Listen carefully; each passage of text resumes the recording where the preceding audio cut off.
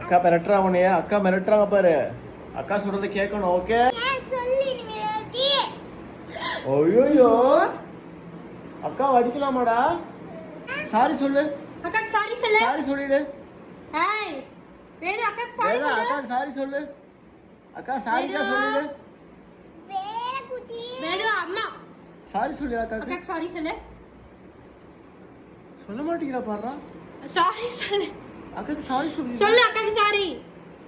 வேது சொல்லு. தப்பு செஞ்சா சாரி சொல்லணும். சொல்லு. வெளியில வச்சுக்கோங்க. அக்கா கேக்குறாங்கல்ல, அக்காக்கு சாரி சொல்லிடுடா வேது.